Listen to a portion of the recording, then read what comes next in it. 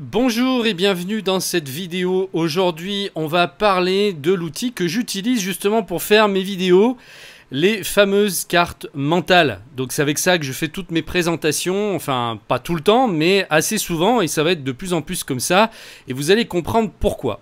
Donc la vidéo s'intitule La magie des cartes mentales pour booster sa vie, et on va voir que c'est pas du tout exagéré, que n'importe qui en fait peut utiliser les cartes mentales, et même les enfants d'ailleurs. Au contraire, ça sera très bon pour eux, pour leur créativité. On peut l'utiliser donc à titre privé, à titre professionnel comme je le fais, et d'ailleurs je m'en sers pas que pour le côté pro, hein, j'en fais aussi pour le côté perso. Et donc allons-y, on commence alors pour une fois les inconvénients. On va commencer par les inconvénients, vous allez comprendre pourquoi. Parce que le seul inconvénient que j'ai trouvé aux cartes mentales, c'est que le seul problème avec les cartes mentales, c'est qu'une fois qu'on a commencé à y goûter, on ne peut plus s'en passer. C'est totalement addictif, et après, eh bien, ça fait partie intégrante de notre vie une fois qu'on s'y est mis.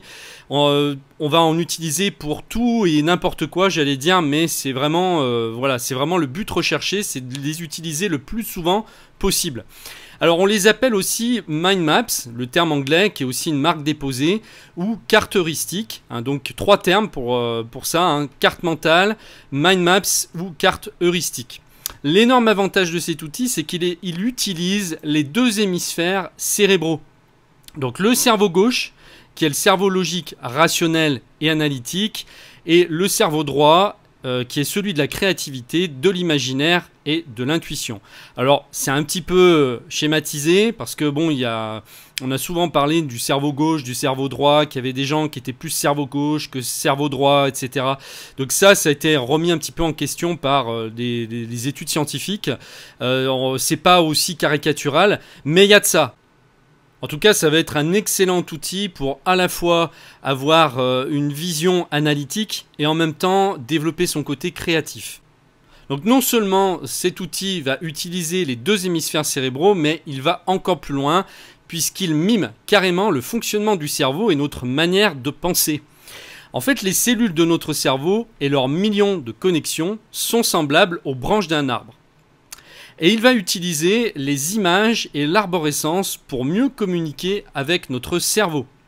Qu'est-ce que les cartes mentales vont pouvoir nous apporter? Eh bien, elles vont nous faciliter la vie, que ce soit dans le domaine privé ou professionnel. On va pouvoir ordonner ses pensées, trouver la bonne direction lorsqu'on est hésitant ou que l'on cherche sa voie, peser le pour et le contre, démêler un problème, trouver des solutions là où nous n'en voyons aucune. Hein, souvent, quand on est pris dans des problèmes, on a le nez dans le guidon, on ne prend pas assez de distance et on ne trouve pas de solution. Eh bien, les cartes mentales vont justement pouvoir vous y aider. C'est-à-dire que si vous posez votre problème, n'importe quel problème, hein, ça peut être n'importe quoi, le fait de développer justement une arborescence en mettant par exemple toutes les difficultés que vous avez, eh bien vous allez prendre du recul. C'est un peu comme si vous preniez une vue d'avion et vous allez prendre du recul et vous dégager de ces problèmes, et les solutions vont pouvoir apparaître beaucoup plus facilement que si c'est bloqué quelque part là dans votre tête. Hein. Ensuite, on va pouvoir faire des présentations ou expliquer un concept comme je suis en train de faire, ou trouver des idées à l'appel en utilisant les mots-clés. Et ça, donc, on le verra peut-être dans une autre vidéo, se servir des mots-clés pour développer justement toutes sortes de possibilités, élargir sa vision, trouver des idées à gogo en fait. Hein. Que va-t-on pouvoir faire concrètement avec? Eh bien, libérer sa créativité, planifier des projets, organiser un événement, que ce soit par exemple un mariage, un anniversaire ou peu importe, organiser ses vacances, ranger sa maison, ou pourquoi pas aussi son jardin, faire des listes de courses, trouver un job, résumer un article ou un livre, concevoir le plan d'un livre, rédiger le rapport d'une réunion ou d'une conférence, et prendre des décisions, surtout quand vous êtes quelqu'un peut-être d'indécis, que vous avez du mal à choisir, ça va vous aider. Imaginons que vous êtes à un moment de votre vie où vous devez déménager ou que vous voulez simplement acheter une maison ou un nouveau logement. Eh bien, vous allez pouvoir dresser un plan, peut-être pour comparer, je sais pas moi, les logements, les avantages, les inconvénients entre une maison et un appartement. Bref, si vous avez un changement de cap dans votre vie, eh bien ça va vous permettre de faire des choix beaucoup plus facilement. Et puis on peut aussi améliorer sa mémoire. Donc là, il y a même carrément des bouquins qui sont écrits là-dessus hein, pour utiliser les cartes mentales pour améliorer sa mémoire. Et puis j'ai mis etc. parce que bien sûr, les possibilités sont infinies. On va pouvoir utiliser cet outil à toutes les sauces dès qu'on en a besoin. Alors maintenant, le côté technique, comment créer une carte mentale? Eh bien, on a pour commencer la solution la plus simple en utilisant du papier et un crayon. Alors les avantages, c'est que c'est totalement gratuit, qu'il n'y a aucune complication, n'importe qui peut le faire, même les enfants, comme je disais tout à l'heure. Hein.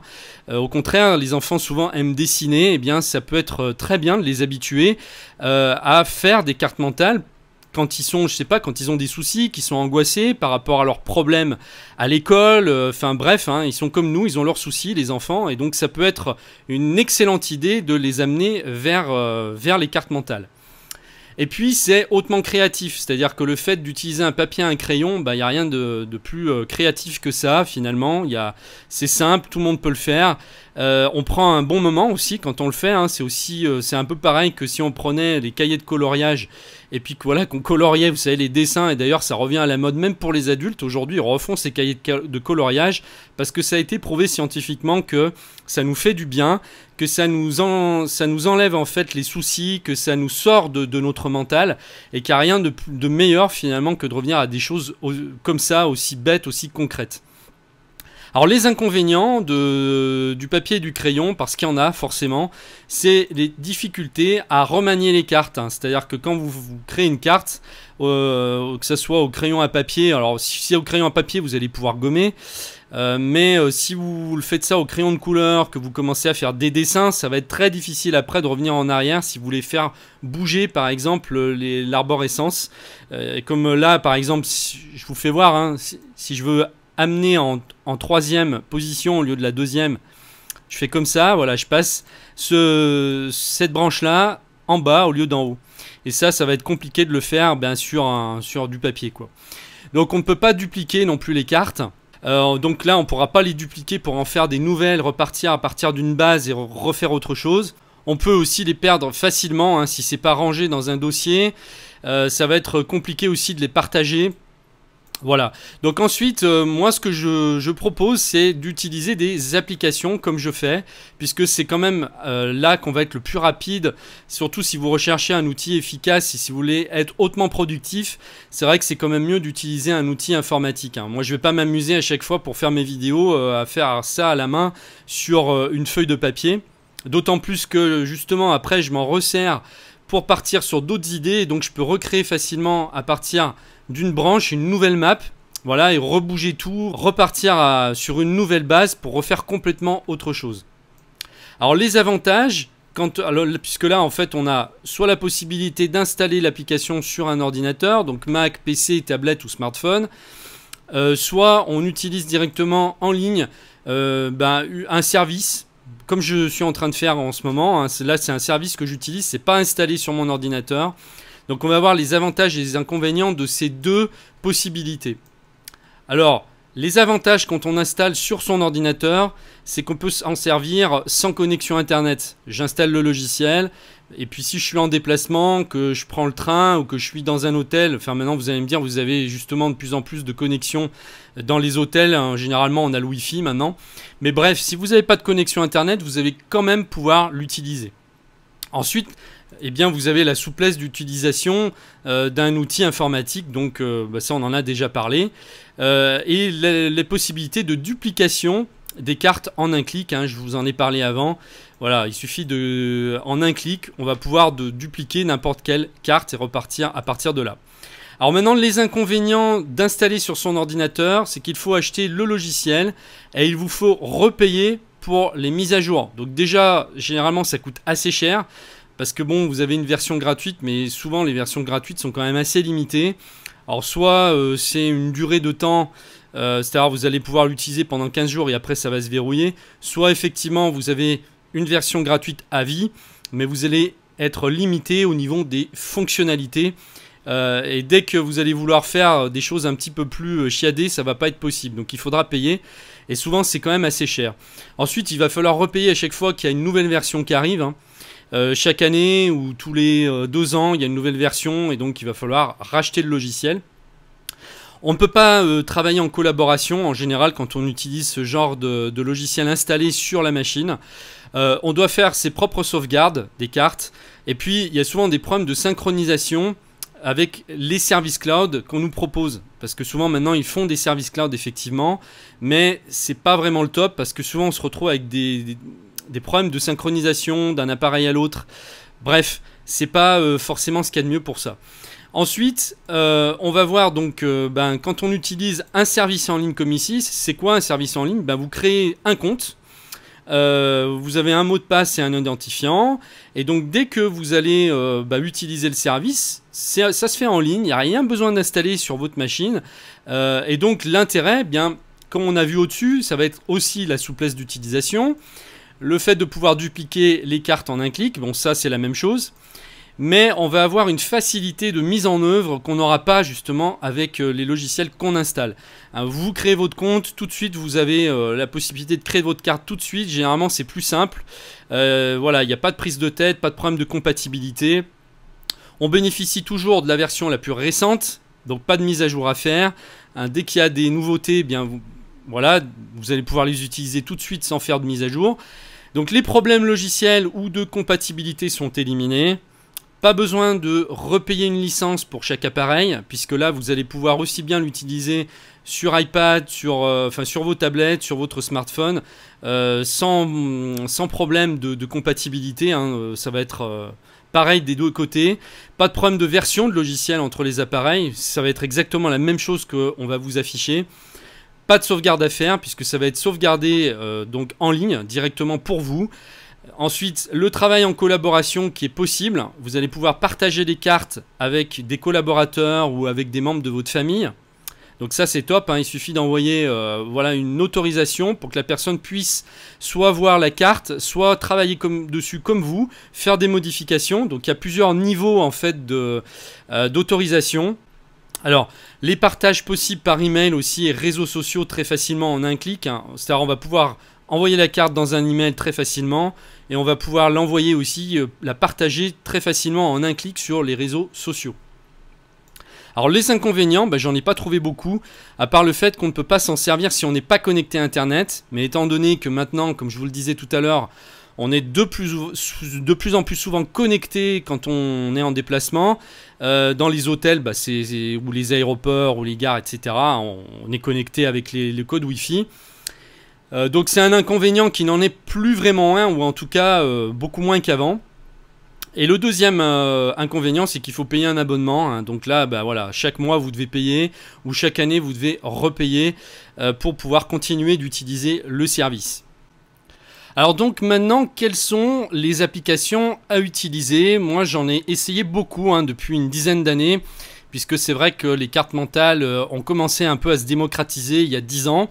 Et puis maintenant on en entend de plus en plus parler, donc il y a énormément de services qui existent. Mais tous ceux que je vous présente là, je les ai tous essayés. Alors il y en a certains que j'ai gardé un bon bout de temps, il y en a d'autres un peu moins.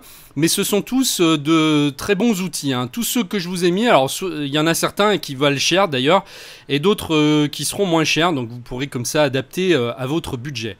Alors moi, celui que j'utilise actuellement et avec laquelle je fais ma carte mentale justement que vous voyez présentement, c'est MindMeister. Moi, c'est le service que j'utilise depuis des années, qui est un service en ligne. Donc moi, je préfère...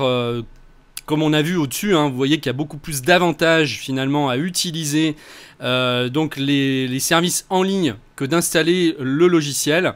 Si on compare, et justement ça sert à ça les cartes mentales, quand on veut peser des avantages et des inconvénients qu'on ne sait pas quel choix faire, eh bien là ça saute aux yeux, puisque pour la première option, on voit qu'il y a beaucoup moins d'avantages. Beaucoup d'inconvénients par rapport à la deuxième où on a énormément d'avantages et ici beaucoup moins d'inconvénients.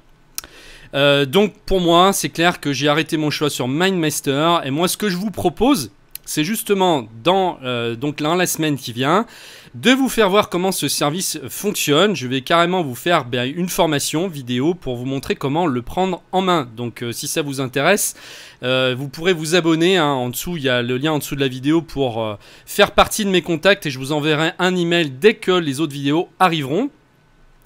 Donc c'est pour ça que je l'ai mis en caractère gras. Voilà. Alors Mindjet, qui est aussi un des plus connus, un des plus puissants, mais aussi un des plus chers, qui existe à la fois sur Mac, sur Windows. Mindjet va très loin, hein. C'est vraiment plus pour, on va dire, une utilisation professionnelle. Ensuite, alors un qui est excellent aussi, c'est Xmind. Xmind, alors par contre là on l'installe, hein. C'est comme Mindjet en fait, on les installe en fait sur les ordinateurs. Donc je l'ai utilisé pendant un moment dans sa version gratuite, mais voilà, on peut faire déjà pas mal de choses en version gratuite.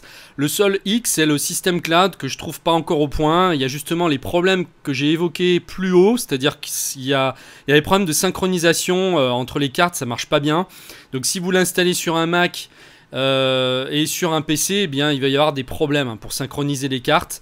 Par contre, si vous n'utilisez qu'une seule machine, ça ira bien, hein. Si vous utilisez pas le cloud, il est très bien. Ensuite il y a Novamind que j'ai utilisé aussi pendant longtemps. Novamind, donc à chaque fois en fait je vous mets les liens, vous irez voir, hein. Qui est aussi puissant, hein. C'est un logiciel mais qui vaut assez cher aussi. Vous avez FreeMind qui est complètement libre, donc complètement gratuit pour ceux qui veulent pas dépenser d'argent. Et puis enfin on a Ethox que j'ai utilisé aussi pendant longtemps, notamment sur iPad. Alors sur iPad il est superbe, c'est-à-dire que je pense que c'est vraiment la meilleure application qui existe pour iPad. Et aussi pour iPhone. Le problème sur iPhone, c'est que l'écran forcément est plus petit, même si c'est la même chose. Mais forcément sur iPad, on a un bel écran et franchement, l'application est superbe, hein, pour vraiment, si vous l'utilisez sur l'iPad, je vous le conseille, il n'est pas très cher. Et puis Ethox existe maintenant, avant il n'existait que sur les appareils Apple, donc que sur Mac et sur iPad. D'ailleurs nativement, il a existé sur iPad uniquement au départ, il n'y avait qu'une version pour iPad, puis ensuite il y a eu une version pour Mac, et maintenant il y a une version aussi pour Windows, voilà. Donc c'est bon à savoir, et là je vous ai mis les deux liens. Donc comment faire pour aller donc sur chacun de ces services? Donc moi je vous ai mis les liens dans la carte ici. Vous voyez, il y a une petite icône à chaque fois là, une petite icône lien. Donc vous cliquez sur la flèche qui se trouve ici à droite à chaque fois et comme ça va vous envoyer directement sur le service adéquat. Alors comment faire justement pour avoir la carte? Eh bien c'est une nouveauté. À partir de maintenant, toutes les cartes mentales que je vais donc vous présenter dans mes vidéos, vous allez pouvoir les télécharger en fichier PDF pour avoir le résumé de la vidéo et garder toutes les idées et tous les points clés. Donc qu'est-ce qu'il faut faire? Il faut simplement cliquer sur le lien qui apparaît sur la vidéo maintenant ou que je mets en dessous de la vidéo. Donc ça va vous permettre de mettre votre email, votre prénom pour que je puisse vous envoyer en fait la carte mentale en fichier PDF par email. Et une fois que vous aurez reçu la carte en fichier PDF, vous pourrez la conserver sur votre ordinateur pour y revenir plus tard, pour avoir les points clés de la vidéo. Si vous souhaitez revenir voir ma vidéo, il y aura un lien également ici, donc vous n'aurez qu'à cliquer sur la flèche pour revenir voir ma vidéo. Mais surtout, vous aurez ici la possibilité d'aller voir chacun de ces services. Donc allez-y, pour télécharger la carte, il suffit de cliquer sur le lien qui est en dessous de la vidéo. Et puis moi, je vous retrouve donc dans la semaine pour la mise en pratique. Cette fois, ça va être des vidéos de formation pour vous montrer comment prendre en main MindMeister, qui est vraiment un service qui est vraiment super. Moi, je ne peux plus m'en passer aujourd'hui. Voilà, donc je vous retrouve tout de suite de l'autre côté. C'est à vous de jouer. Je vous dis à très bientôt. Merci de m'avoir suivi. Au revoir.